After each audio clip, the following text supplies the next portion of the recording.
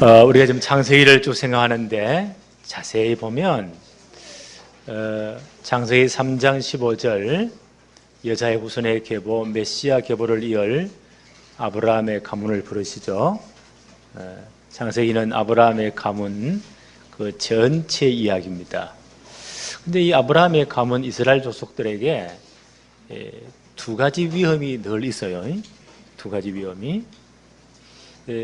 그 중에 하나는 메시아 오실 약속의 땅 가나안 땅을 떠나가야 되는 떠날 그런 위험이 늘 존재해요.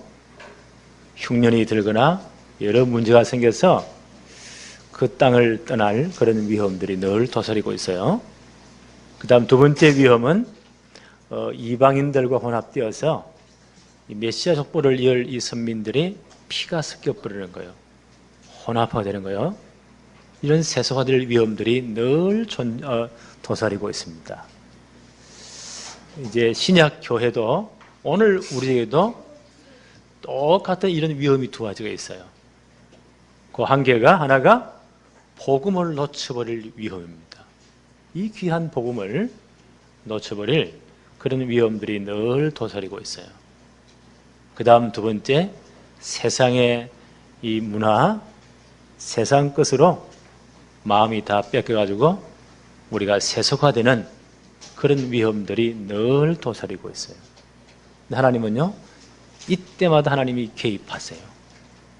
개입하셔서 약속의 땅을 떠날 때, 복음을 놓칠 때 하나님은 강권적으로 돌아오게 하십니다. 그렇죠? 하나님이 개입해서. 왜요? 그 가나안 땅의 그리스도, 창세기 3장 15절의 주인공 메시아 오셔야 되기 때문에 강권적으로 돌아오게 하세요. 그리고 그들이 세속화될 때, 이방인과 섞여서 세속화될 때 하나님은 징계하심으로써 그들을 떠나게 하시고 그들을 구별되게 하셨습니다. 이게 하나님의 역사예요. 이게 계속 반복되는 거예요. 오늘 첫 번째 봅시다. 잘못된 열매, 디나 사건에 대한 하나님의 해결책. 우리 지난번에 창세기 34장을 우리가 함께 생각했죠. 그 내용이 뭡니까? 이제 야곱이 20년 처가살이를 마치고 하나님의 큰 축복을 받아서 하나님이 명령하셨잖아요. 나는 베델의 하나님이다. 베델에서 너와 언약을 맺은 약속한 하나님이다. 돌아가라. 베델에서 네가 약속한 그곳에 가서 예배를 드려라. 하나님 분명히 말씀하시잖아요. 그래서 이제 약복강 건너면서 이스라엘이라는 어마어마한 이름도 얻습니다. 그렇죠? 하나님과 대면해서 살아남았단 말이에요. 버넬이라 이름을 그렇게 정하잖아요. 이런 축복을 받고 가나안 이제 올라왔는데 빨리 베델로 가야 돼요. 근데 이 양반이 안 가요. 숫곳이라는 곳에, 숫곳이라는 이름은 장막이라는 뜻이에요. 집을 짓고 장막을 치고 옆에 또 세겜성이 있는데 굉장히 목초지가 좋고 물이 풍성하고 거기서 10년 정도 머물러 버려요. 그 변명은 굉장히 합리화를 굉장히 잘해요. 거기서 뭐라고 부릅니까? 엘로헤 이스라엘. 하나님, 이스라엘의 하나님. 하나님은 나의 편. 하나님은 내 모든 축복하시는 하나님. 베델이 안 나가면서 이게 잘못된 말씀의 뿌리를 한 10년 내립니다. 그래 합리화시키고 있어요. 우리 그런 경우가 많잖아요. 잘못 뿌리는 것은 반드시 잘못된 열매가 와요. 그 세겜 땅에 10년 동안 잘못 말씀 뿌리들이면서 합리화시키면서 잘 살 줄 알았는데 그 잘못된 열매가 나와요. 그 세겜 땅에 세속화된 야곱 가정이 한번 보세요. 디나가 어느 날 한 20살 전후 됐겠죠. 10년 머물렀으니까 그 세겜 족속의 주장의 아들에게 강간을 당하는 그런 부끄러운 사건이 터집니다. 그 오빠들이 가만히 있겠어요? 로벤이 그때 23살 왔다 갔다 했는데 그런 20대들의 그 오빠들이 이 혈기왕성한 청년들이 가만히 있겠어요? 이놈의 새끼들 다 죽인다고 한 거예요. 이게 거짓 약조를 하잖아요. 우리는 하나님의 언약 백성, 할례받은 언약 백성. 너희들은 이방 족속이 아니냐. 그래서 너희 모든 남자가 할례를 다 받으면 우리 너희를 너희에게 주고 너희 딸을 우리에게 보내고, 그래서 섞이자는 거예요. 하나님이 싫어하는 거거든요. 거짓 약조를 하고 이 세겜의 모든 생안에 있는 속속들이 할례를 다 받잖아요. 쉽게 말하면 복용수술이에요. 그때 마취제가 있습니까? 뭐 그게 있겠습니까? 생수술을 다 해놓으니까 사흘 동안 꼼짝을 못하는 거예요. 그때 20대 혈기왕성한 이 기나의 오빠들이 가가지고 칼을 들고 가서 모든 세겜성 안에 있는 남자들을 싹 다 목을 쳐 죽여버립니다. 끔찍한 사건이 벌어지는 거예요. 오늘날 야곱의 가족들이 국제적인 테러리스트다, 살인마가 된 거예요. 그리고 난 다음 그 12아들들, 그때 베냐민 태어나기 전에 11아들들이죠. 요셉은 막내니까 모르겠어요. 그때는 16살쯤 됐으니까요. 가서는 그들의 모든 재산, 모든 가축들, 여자들을 싹 다 잡아와 버립니다. 이런 엄청난 일이 생긴 거예요. 저는 이걸 참 묵상하면서, 이 잘못된 말씀의 적용, 잘못된 말씀의 뿌리가 이렇게 끔찍한 사건들이 생기는구나. 모든 이단들이 다 말씀 들고 나오잖아요. 심지어 이슬람도, 그들도 구약 모세 오경 율법 가지고 주장하고 있어요. 하나님의 말씀을 우리가 제대로 공부하고 제대로 본다는 것은 그렇게 귀한 축복이에요. 그 어마어마한 이스라엘 이름을 받고도요, 그 엄청난 축복을 잘못 적용하잖아요. 지 마음대로, 마음대로. 이게 아마 야곱의 평생 동안 이런 영적 문제인지도 몰라요. 네, 사건은 벌어서 어떻게 하겠어요? 야곱이 그 주위 상황을 너무너무 잘 알잖아요. 이 양반 하시는 말씀입니다. 34장 30절에 보니까요, 야곱이 시므온과 레위에게 이를 때 이 양반들이 주도했거든요. 다 죽여버립니다. 다 훔쳐버립니다. 국제적인 도둑놈이 되는 거예요. 완전 이건요, 이상한 테러 집단이 된 겁니다. 시므온과 레위에게 이르되 너희가 내게 화를 끼쳐 나로 하여금 이 땅 주민과 가나안 족속과 브리스 족속에게 악취를 내게 하였도다. 나는 수가 적은즉 그들이 모여 나를 치고 나를 죽이리니 그러면 나와 내 집이 멸망할 것이다. 그 주위의 사람들이 가만히 있겠어요? 생명의 위협을 느끼는데, 저 이상한 히브리 사람 야곱 족속에 와가지고 그 아들들이 완전히 이것들이 국제적인 테러리스트들이요. 한 족속의 남자를 싹 다 죽여버리고 모든 재산 다 빼앗아왔단 말이에요. 저걸 그냥 너무 큰일 난다. 자연스럽게 그 주위의 모든 족속들에게 이제 연합군이 되겠죠. 저놈을 다 죽여버려라. 분위기가 험악해집니다. 10년 그 어마어마한 축복의 이름 이스라엘을 잘못 적용하고 지 마음대로 적용하고 뿌리내린 결과입니다. 여러분 어떻게 생각하세요? 우리가 말씀 바라보니 그렇게 중요해요.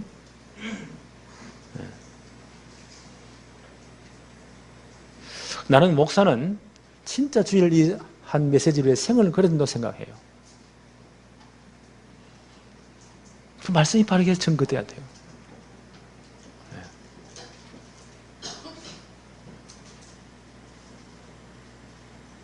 이제는 다 죽을 판입니다.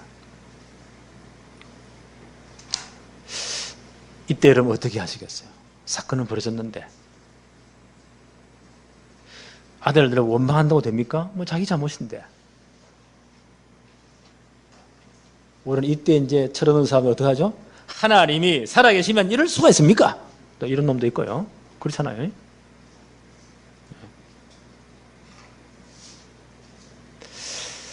참 이때 야곱이 이런 실수도 있지만 이번에 또 하나의 참 좋은 장점도 있어요. 이때마다 하나님 앞에 엎드립니다. 하나님 살려주세요. 하나님 살 길 열어주세요. 나는 이 양반이 진짜 기도했다고 봅니다. 하나님 언약 붙잡고. 네. 하나님의 백성에 우리에게 주어진 특권들이 많이 있지만 그중에 가장 중요한 우리가 늘 사용해야 될 특권이 뭘까요? 기도 응답의 특권이에요. 그렇죠? 무엇인지 어떤 일이든지 하나님께 기도할 수가 있어요. 네. 모든 일에 감사함으로 하나님께 구해라. 그리하면 모든 지각에 뛰어난 하나님의 평강이 너희 마음과 생각을 지키신다. 우리 기도의 특권이 있잖아요. 이 양반의 말, 이 기도의 이 축복들은 진짜 제대로 누린 것 같아요. 자, 다 죽게 됐는데 하나님밖에 길이 없어요. 진짜 나는 엎드렸다고 생각합니다. 네. 약복강에서 천사시를 받은 그 심정으로 아마 하나님께 매달렸겠죠? 하나님 뭐라고 답을 하십니까? 35장 1절입니다. 하나님이 야곱에게 이르시되 일어나 베델로 올라가서 거기 거주하며 내가 내 형 에서의 낯을 피하여 도망하던 때에 내게 나타났던 하나님께 거기서 제단을 쌓으라 하신지라. 하나님의 해결책이에요. 30년 전 베델의 소원을 하나님 말씀하시잖아요. 네가 그때 내 앞에 서운했지 않았느냐. 하나님 나로 편안히 돌아오게 하시면 반드시 이곳에서 내가 돌베개 했던 이 돌을 세워서 이거 하나님의 전이 될 것이고 내가 하나님을 경배할 것이고 여기서 하나님께 11조를 드리겠습니다. 그 30년 전에 네가 약속했던 그곳 그것으로 올라가라. 요 사건 10년 전에 야곱이 그 처가집에서 도망 나올 때 하나님이 가라고 했잖아요. 창세기 31장 13절에 나는 베델의 하나님이다. 20년 전 베델에서 약속하신 그 하나님. 하나님 그 약속을 지금도 신실하게 기억하시잖아요. 하나님 그걸 말씀하시는 거예요. 하나님은 우리의 끝까지 신실하십니다. 우리가 왜 딱 이래서 그렇지요? 우리는 조선모사요. 은혜 받아 내일 세번만 다 할 그때 펄펄 뜁니다. 내 생명 다하여 지금까지 허사하고 주를 위해서. 좀 기다려 봐야 돼요. 한 달 지나고 코가 석자마자 도망가고 없어요. 하나님이 살아있지 안 살아있지 모르겠다. 이게 우리 모습이요. 우리 인간처럼 할 거 못 된다고요. 하나님은 끝까지 신실하셨습니다. 여호사건 10년 전에 처가집에서 나오게 할 때도 하나님 뭐라고 말씀하시죠? 나는 베델의 하나님이다. 내가 거기서 기둥에 기름을 붓고 거기서 나에게 서원하였으니 지금 일어나 그곳으로 가라. 그런데 야곱이 와서 10년 동안 보류했잖아요. 큰 사건 터졌잖아요. 하나님의 귀한 약속을 안 지키면 진짜 복음의 자리를 안 가면 하나님은요 결국 사건을 계속 터뜨려요. 하나님 사건 터뜨린다고요.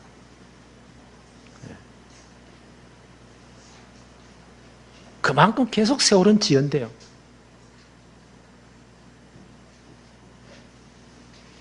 (30년째입니다) 어마어마한 사건 벌어지니 이제 다 죽게 됐잖아요. 하나님은 하시자는 다시 원점으로 돌아가라. 그 자리 돌아가라. 일어나라 결단을 촉구하잖아요. 20년 처가살이 마치고 왔는데 또 10년 보류했잖아요. 잘못 적용하면서. 다시 일어나라. 올라가서 하나님께 제단을 쌓으라. 그 베델에 가서 그 언약 붙잡고 예배 회복해라. 이게 하나님의 답입니다. 오늘 우리 모습 한번 잘 말씀의 거울에 비춰봅시다. 여러분의 베델은 언제였습니까? 여러분의 베델의 체험은 언제였습니까? 지금 어디 계십니까?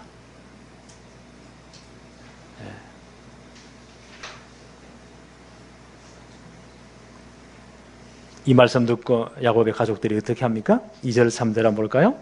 야곱이 이에 자기 집안 사람들과 자기와 함께한 모든 자에게 이르되 너희 중에 있는 이방 신상들을 버리고 자신을 정결케 하고 너희 의복을 바꾸어 입어라. 10년 세겜에 머물면서요, 이만큼 세서가 되어버린 거예요. 이스라엘 이름이 뭐죠? 하나님만 바라본다는 이름이요. 이 집안에 지금 우상이 들어왔잖아요.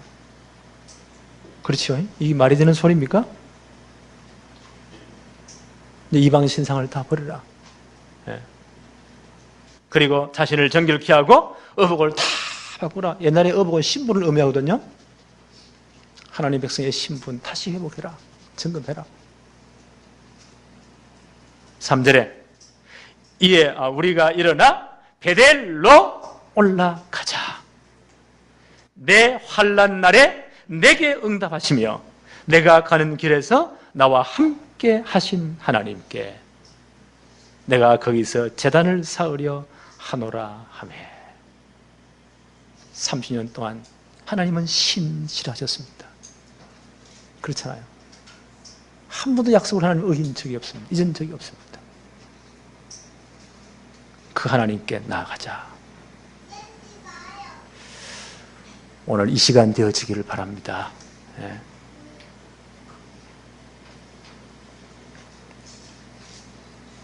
사절 한번 볼까요? 이제 가장이 이 말을 하니까 전 가족들이 이제 이렇게 행동을 해요. 4절에 그들이 자기 손에 있는 모든 이방 신상과 이 언약 백성의 가정에 이 될 말입니까? 우상들을 다 내놓고 이만큼 세소가 됐다는 거예요. 이런 잘못 부리는 이런 결과가 끔찍한 결과가 오는 겁니다. 이방 신상들을 다 버리고 신상들과 자기 귀에 있는 귀고리를, 이게 전부 다 우상 형상을 한 그런 버려요. 귀고리 다 빼가 버리라 그 말이 아니고, 근데 이 양반들 한 게 전부 다 그런 걸 주장했단 말이에요. 우상들 주장했단 말이에요.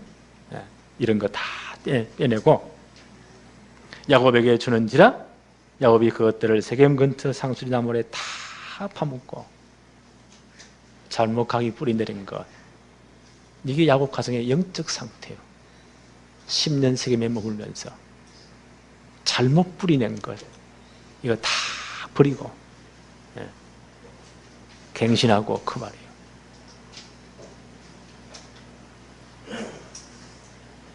오늘 이 신앙 점검합시다. 이라고 이제 떠나간단 말이에요.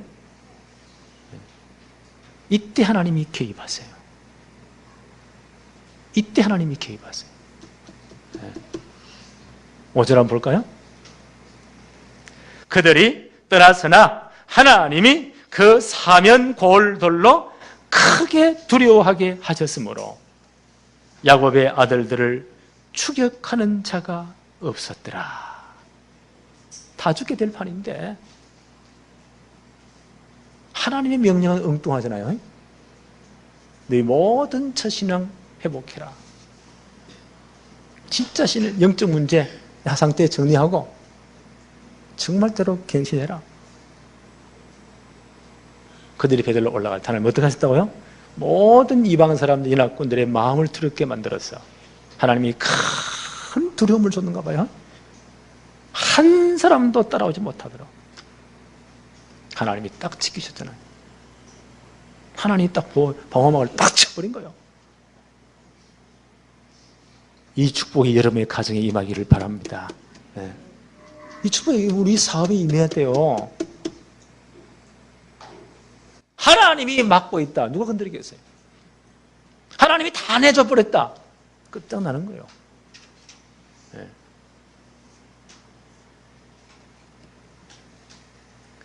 이제 베델에 도착합니다. 6절부터 한번 볼까요? 야곱과 그와 함께한 모든 사람이 가나안 땅 루스 곧 베델에 이르고 30년 만에 돌아온 거예요. 7절에 그가 거기서 제단을 쌓고 그곳 이름을 엘 베델이라 불렀으니 엘은 하나님이란 뜻이에요. 베델의 하나님, 베델의 하나님. 30년 동안 신실하게 약속을 기억하시고 지키신 하나님, 베델의 하나님 이라 불렀으니 이런 그 형의 낯을 피할 때에 하나님이 거기서 그에게 나타나서 모든 약속 언약을 다시 갱신해 주셨잖아요. 이게 올바른 말씀 적용이에요. 내 멋대로 나의 하나님 이스라엘 편이신 하나님, 내 멋대로 하는 게 아니고 올바른 말씀 적용을 합니다. 그 말씀에 순종합니다. 이렇게 진짜 돌아올 때 성경은 이렇게 기록해요. 9절 한번 볼까요? 야곱이 밧단 아람에서 처갓집이 있는 곳이죠. 라반이 있는 곳에서 돌아오매 하나님이 다시 야곱에게 나타나사 그에게 복을 주셨다. 이게 이제 진짜 돌아온 거예요. 베델까지 와서 정말 예배를 드릴 때 성경은 이제 정말로 돌아왔다.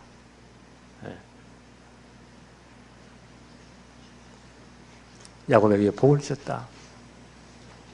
10년 전에 여기 와야 되는데 10년 세월 허송했잖아요. 그 딸 하나 작살났잖아요. 아들들 국제적인 테러 집단이 됐잖아요. 열애하고 은혜 받아야 됩니까? 한국계 간정이 이런 간정이 많잖아요. 내가 그래 살다가 완전 작살나고 어떤 사람들은 두 다리 두 팔 사막에다 묻어버리고 돌아왔다고. 우리 그거 보고 아멘이라는데 그 아멘 할 거 아니에요. 그럼 고려돼야 되겠습니까? 그 말도 안 되는 소리 아니야. 나는 이런 일들이 우리 가정들, 우리 성도들의 가정 부대들에게 절대 일어나지 않기를 바랍니다. 그 말씀이 그 오라 뿌리를 잘 비춰봐야 돼요. 네.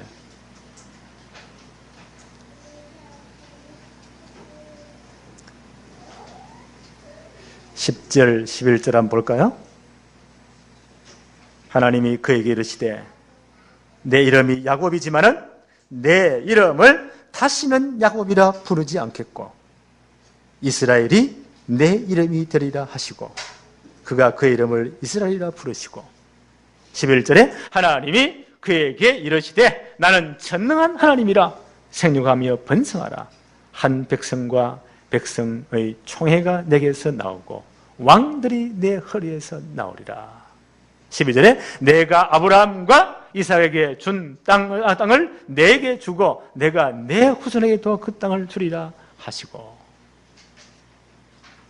10년 전에 이 축복을 다시 회복해야 되는데 10년 완전 허송세월하고 봐서 하나님이 다시 이 축복을 회복하십니다. 그렇죠? 이 축복은 아브라함을 부르시다신 그 축복이에요. 왜요? 내 씨로 말미암아 창세기 3장 15절 그리스도가 오셔야 되기 때문에 이 땅을 내 후손에게 주겠다. 내 씨로 말미암아 천하 만민이 구원받을 그리스도 오실 것이다. 아브라함이 주신 그 약속입니다. 이삭에게 주신 그 약속입니다. 야곱에게 베델에서요 20년, 30년 전이죠? 하신 그 약속입니다. 진짜 원점 돌아올 때 이 약속을 다시 한 번 더 갱신해 주십니다. 14절에 야곱이 하나님이 자기와 말씀하시던 곳에 기둥 곧 돌기둥을 세우고 그 위에 전제물을 붓고 그 위에 기름을 붓고 15절 하나님이 자기와 말씀하시던 곳의 이름을 베들이라 불렀더라. 30년 전 약속을 지키잖아요. 네. 오늘 요 신앙 회복되어지기를 바랍니다. 네. 그리고 이제 야곱의 12아들이 나와요. 16절로 18절에 쭉 보니까 16절에부터 보니까 이제 베델을 떠나서 에브랏은 베들레헴이에요. 그리고 이삭이 있는 곳, 아버지 이삭은 지금 저 헤브론에 있거든요. 남쪽으로 쭉 내려가야 돼요.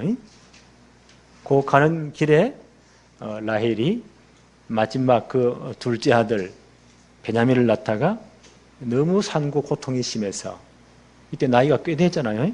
노산이 되어서 길에서 죽습니다. 그때 라헬이 아들 이름을 뭐라고 했다고요? 베놈이라, 슬픔의 아들이라. 이름 잘 지어야 돼요.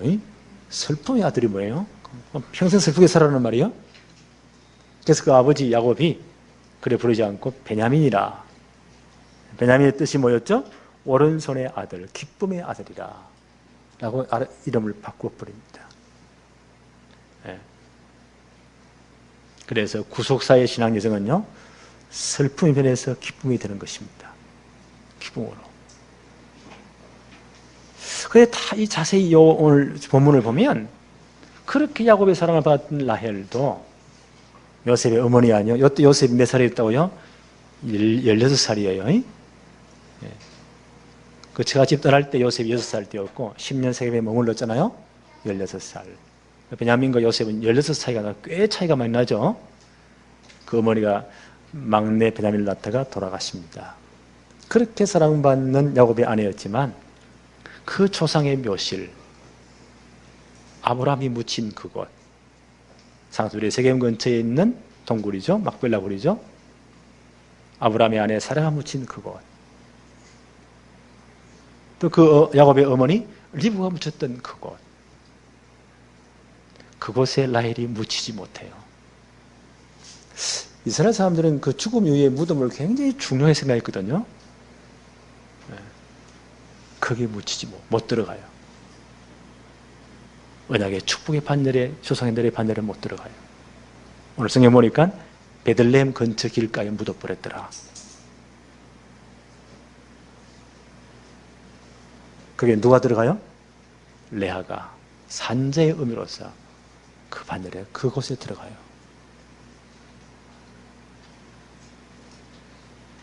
그 신자들의 죽음 이후도 굉장히 중요하겠죠. 이제 이스라엘 이제 12아들이 태어났으니까 12지파가 형성되는 거예요. 요 지파를 잘 분류해 보면 레아가 낳은 아드님이 6분이에요. 제일 먼저 나와요. 야곱이 그래 사랑받았던 라헬이 낳은 두 아들 요셉과 베냐민 두 번째 나와요. 라헬의 여종이 낳은 아들이 2명 있죠. 세 번째 나와요. 레아의 여종이 낳은 아들이 2명 있죠. 제일 마지막 나와요. 그러면 6명, 2명, 2명, 2명 플러스 몇 명이요? 12명. 12지파가 쫙 소개되고 있어요. 그 잘 보면요, 어머니의 이름을 따라서 아들들이 기록되어 있어요. 어머니 밑에. 성경 잘 보세요. 레아가 낳은 아들은 이런 분이었다. 라헬은 이런 요셉과 베냐민을 낳았다. 두 여종은 이런 아들들을 낳았다. 하고 해서 모계를 따라서 12지파가 분류돼요. 어머니를 따라서. 어머니의 신앙이 그만큼 중요한 거예요. 우리 지금 열왕기 상하 금요일날 공부하고 있죠. 어느 왕은 그 어머니는 이런 분이었다. 많이 소개되고 있죠.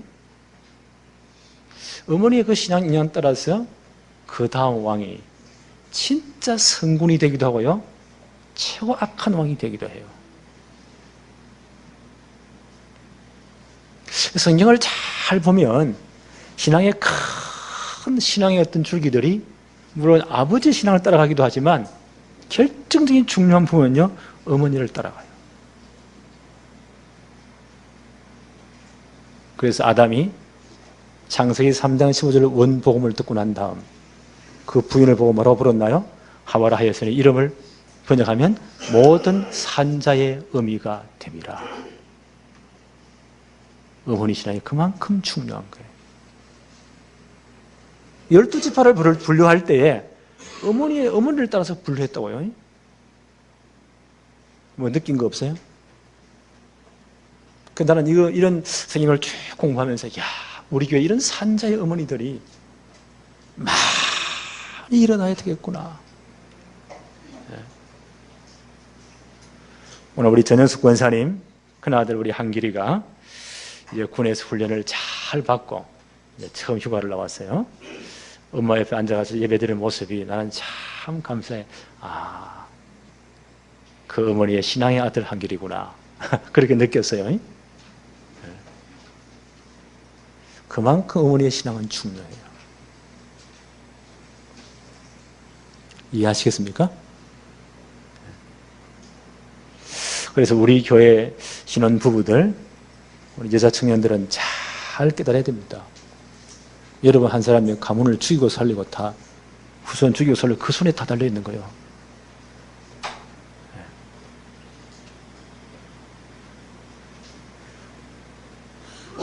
제 꿈에도 소문이 뭐냐, 이런 산자의 의미들이 제대로 많이 일어나서 우리 후대를 랩런트를 진짜 배속부터 제대로 키우는, 시대를 장할 일꾼으로 키우는 요게벳 학교. 성경의 산자의 의미의 가장 모델이 누구냐? 나는 모세의 어머니 요게벳이라고 생각해요. 이런 학교를 만들어야 되겠구나. 지금 24시간 기도 중입니다. 12지파를 분류할 때 누구를 따라 분류했다고요? 어머니를 따라서 분류했어요. 나는 산자의 의미대로만 살아있으면 교회는 사는 것이다. 시대는 사는 것이다. 이게 제 신앙입니다.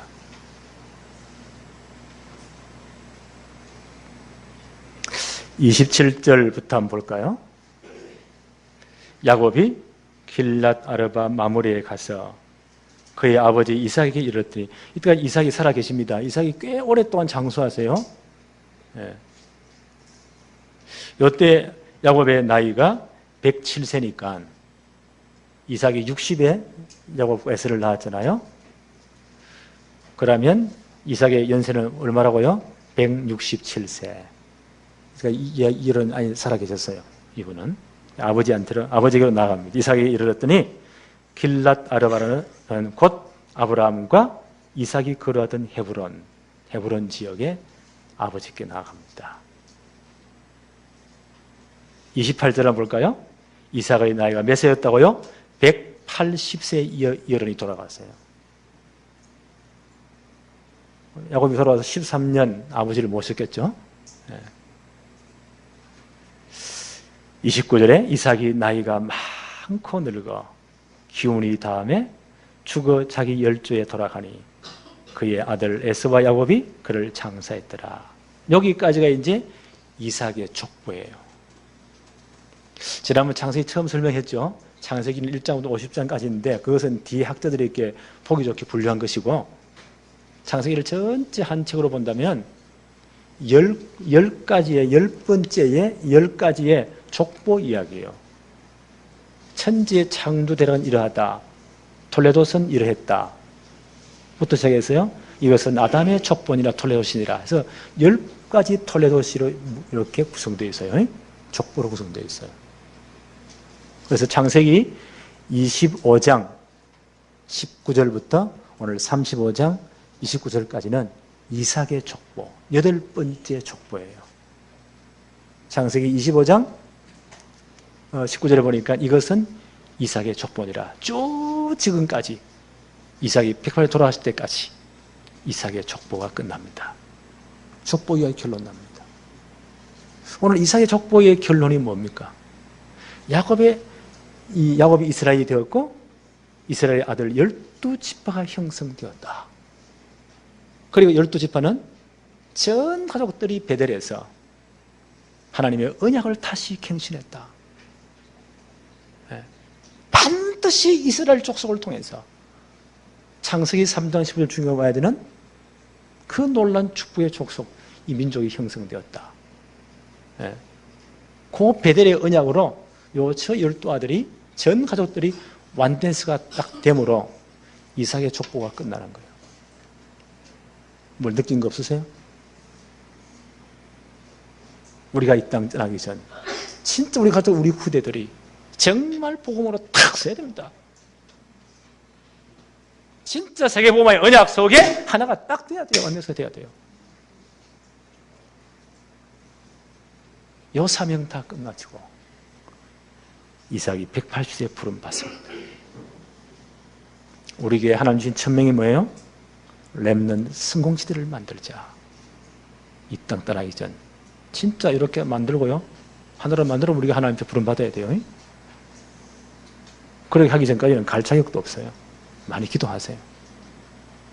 네.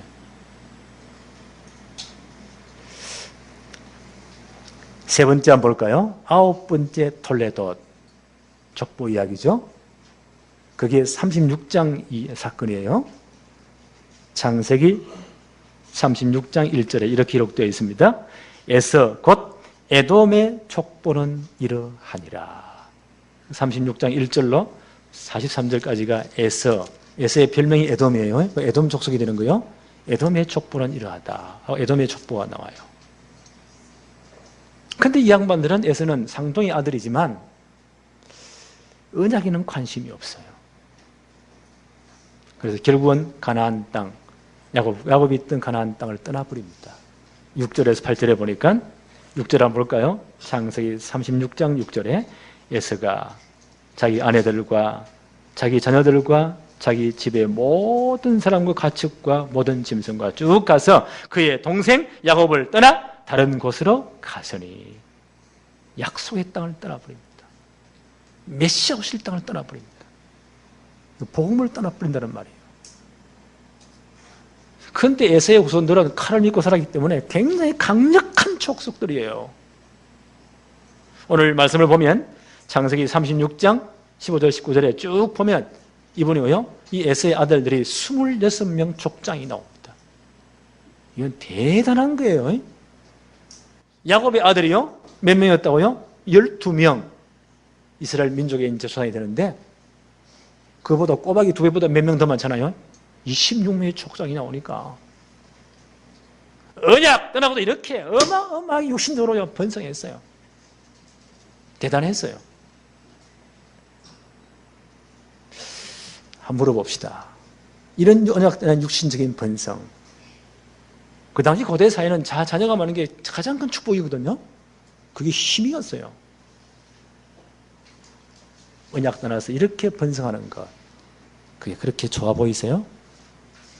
그게 부러우세요?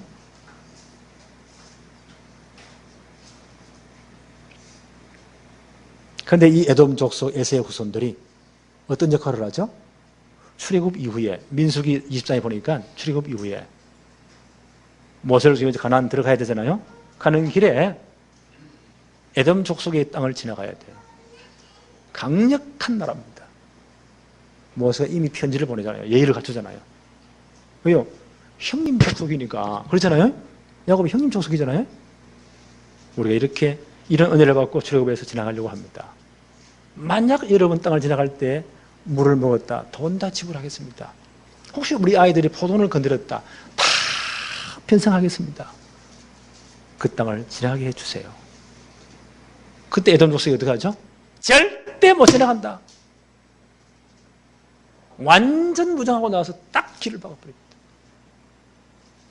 우리 형제들과 사고기서 어떻게 하겠어요? 삥 둘러가야 돼요. 요 에돔 족속들이 보세요. 이스라엘 주위에 있으면서 늘 하나님께서 이스라엘을 방해하는 거예요. 예를 들면 시편 137편은 그들이 바벨론 70년 포로되어 갔을 때에 그 민족의 슬픔을 달래는 그런 슬픔의 노래예요. 이런 노래 많잖아요. 홍남파 선생님이 지은 울밑에선 봉선하여, 다 들어봤죠? 우리 랩은 다 아세요? 봉선화 노래? 홍남파 선생님이 일제강점기 때 일본에 가서 그 슬픔을 달래면서 지은 노래가 울밑에선 봉선화입니다. 그게 우리 민족 모습이요. 그런 노래들이 그와 비슷한 노래예요. 시편 137편은.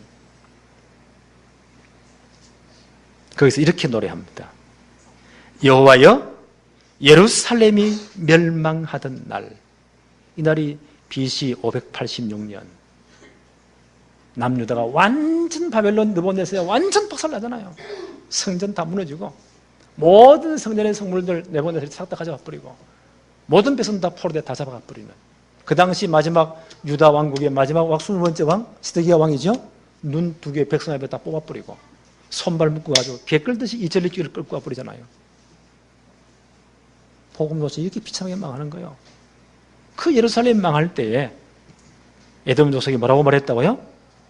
여호와여, 예루살렘이 멸망하던 날 나를 기억하시고 에돔 자손을 치소서. 그들의 말이 흘러버리라 흘러버리라, 그 기초까지 흘러버리라고 쳐주겠습니다. 이 에돔 족속들이, 에서의 후손들이 한 일입니다. 이 사람들이 굉장히 강력한 족속이기 때문에 예수님 오시기 전에 유대 사회 전체 헤롯 대왕 알죠? 로마 정부에 잡아가지고 그 분봉왕으로 임명받았어요. 그게 에서의 후손들이 에돔 족속이에요. 이 양반이 한 일이 뭔지 아세요? 그 아들 대 손자 때까지 유대인들이 제일 좋아하는 걸 늘 데모하기 때문에 열받쳐가지고 이것들의 마음을 사로잡으려면 뭔가 중심되는 것을요, 건물을 지어야 돼. 그래서 성전을 다시 재건해요. 그 헤롯 성전에 복음과 전혀 관계없는 헤롯의 정치 야망을 채우기 위해서 그게 헤롯 성전이에요. 그게 80년, 할아버지 손자가 지어졌다니까요. 그 헤롯 왕가가 예수님 탄생하실 때 동방 박사들이 왔잖아요. 이 양반들이 잘 모르니까 헤롯 왕을 찾아간 거예요. 우리가 별을 연구하다 왔습니다. 만왕의 왕 되신 분이 이 땅에 탄생하셨는데 어디입니까? 경배하러 왔습니다. 헤롯이 이제 우리 아이들 말로 뚜껑이 열리는 거요. 나 위에 어떤 놈의 왕이 있단 말이냐. 왕이 태어났다고? 율법학자들을 다 부릅니다. 어디냐? 성경에 분명히 다윗의 고향 베들레헴이라고 했습니다. 헤롯이 박사들에게 싹 말해주잖아요. 가서 자세히 보고 어디에 있는 주소 정확히 알고 정확하게 내게 보고해달라고. 박사들이 주님 앞에 경배하고 들어요. 그날 밤 천사들이 지시 안 받고 땅곳으로 튀 뿌립니다. 헤롯이 열이 이만큼 받은 거예요. 군사들을 보내서 베들레헴 그 주위에 2살의 아이들을 싹 다 죽여버립니다. 마태복음 2장 16절에. 이 짓을 보세요. 그리스도를 죽여야 되니까. 그때 요셉에게 하나님이 현명하시죠? 빨리 애굽으로 피하라고. 이 에돔 족속이 보세요. 진짜 복음 많은 일을 앞장서서 한 거예요. 그 헤롯 왕가 한번 보세요. 사도행전 12장 초대교회가 막 복음으로 일어날 때 가장 방해한 사람이 헤롯 왕가입니다.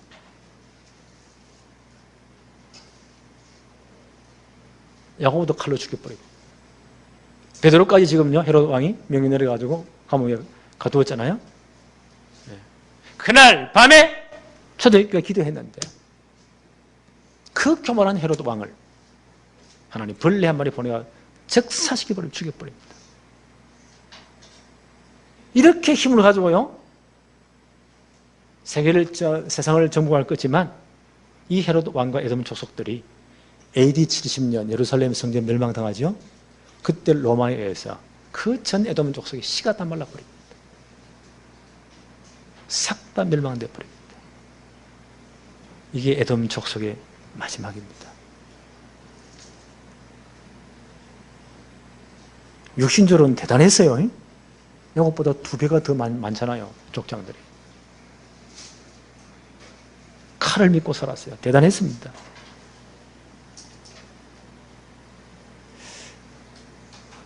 마지막 결론입니다. 우리가 어디에 서 있습니까? 이런 육신의 성공과 화려함, 에돔 족속에 여기에 서 있습니까? 아니면 갈라디아 3장 29절 우리가 그리스도에 속했으면 영적 이스라엘이요 영적 아브라함의 자손이 된 겁니다. 베드로전서 2장 9절 10절에 뭐라고 말씀하죠? 우리는 이 시대에 택하신 족속이요 왕같은 제사장들이요 거룩한 나라요 그의 소유가 된 백성인데 그 이유가 뭐예요? 이 그리스도의 복음의 빛을 발하기 위해서 우리를 제사장 나라 민족으로 삼았다는 거예요. 여러분 어디에 서 있습니까? 그 강력하고 포함된 에돔 족속에 서 있습니까? 영적 이스라엘에 서 있습니까? 어디에 서 있습니까? 이 시대의 마지막 아브라함의 영적 후손으로, 영적 이스라엘로 오늘 우리에게 주신 중요한 사명이 있습니다. 이사야 60장 1절로 22절. 온 땅이 캄캄함이 다 앞으로요 노아 시대 같이 될 겁니다. 어둠이 온 땅을 덮습니다. 그래서 너희가 진짜 복음 받았으니까 일어나서 빛을 발해라. 이 일을 할 수 있도록 전 세계 렘넌트 조직을 짜라. 아들들은 원방에서, 딸들은 안겨올 것이다. 이렇게 할 때 이방의 모든 풍부함을, 바다의 풍부함을 다 줄 것이다. 그들이 내 영광을 나타낼 것인즉 작은 자가 천을, 약한 자가 강국을, 때가 되면 나 여호와가 속히 이룰 것이다. 우리는 이 판결에 선 사람들입니다. 이해하시겠어요? 네. 이 일만이 로마서 16장 27절에 세세토록 하나님께 영광을 돌리는 일입니다. 우리는 이 판결에 선 사람들입니다. 네. 오늘 이 축복이 다시 한번 확인되는 최고의 시간 되어지기를 바랍니다. 하나님 아버지 감사합니다. 오늘도 말씀을 통해서 우리의 신앙의 모습들, 우리의 영적 상태들을 점검하게 하시고 우리의 정체성, 우리가 어디에 속한 백성인지 오늘 다시 한번 점검하게 하심을 감사합니다. 세상은 여러 가지 이 명절 분위기에 이렇게 분주하지만 이때 우리가 어디에 속해 있는지, 우리의 사명이 무엇인지를 다시 한번 점검하며 신앙에 승리하는 축복을 누리게 하옵소서. 예수님의 이름으로 기도합니다. 아멘.